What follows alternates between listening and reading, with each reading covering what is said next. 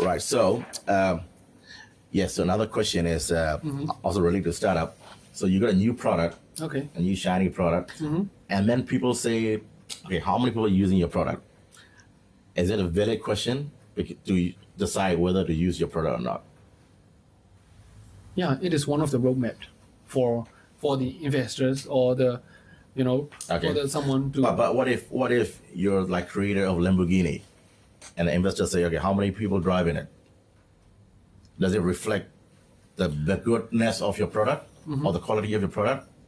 Yeah, depending on the product. Yeah. I mean, like some products are not for everyone. Yeah. Like RM, Lamborghini, Yeah, Bugatti, yeah, something like yeah. that. They are not for everyone. Yeah. They are only for the rich. So it should look at the context of the product. Yeah. Then we can decide how many people are using. Because most people, they just automatically say, "Okay, how many people are using it?"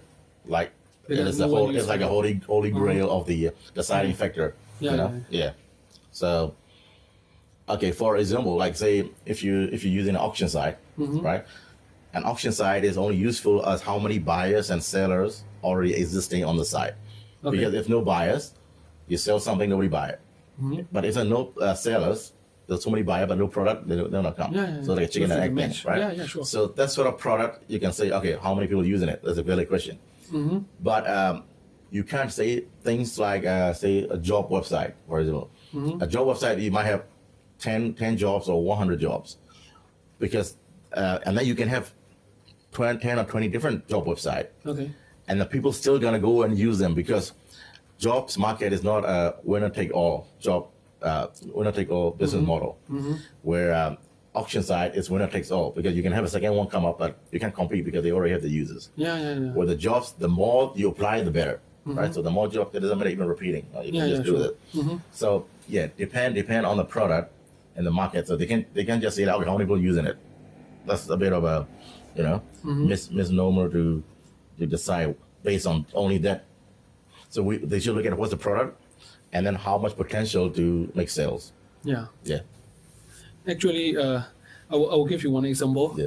Like, of course, whenever I talk with the developers and I talk with some of the investors, whatever, but I'm a startup. I was a startup at the time. So whenever they ask me how many users have been used for your product or something like that.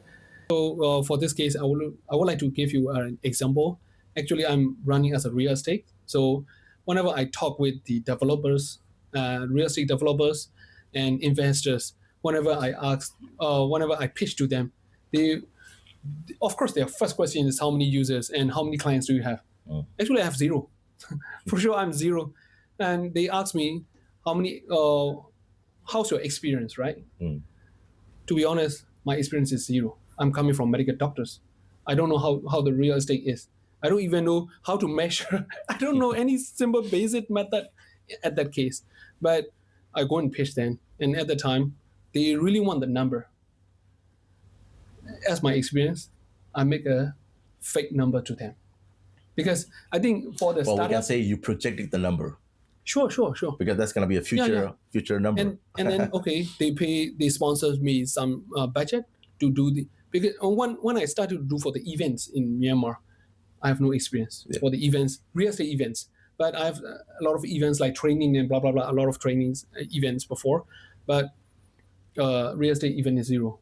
And they ask me how many clients you already have and how many you sold. And they really want to get the numbers. So I said, okay, this is the number, just like projection, right? Yeah. And then I say, I guarantee for you, just sponsor me. Yeah. And yeah. I started, boom, it is okay, smooth. Yeah. So I continue with this one. Yeah. So they of course, whatever they want to do, they used to know the numbers. But, Yeah. So I mean, you just proved my point. Yeah. The number of client doesn't reflect your quality of your service or product. Okay. Sure. Because you projected the numbers, even though it's not there, and you deliver the product, right? Yeah, so whatever their concern of how many people are using, it doesn't. It's not relevant.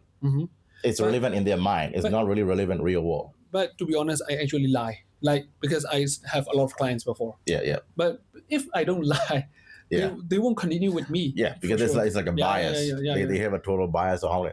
That's a lot of people think. Barriers. Because most people are not business owners.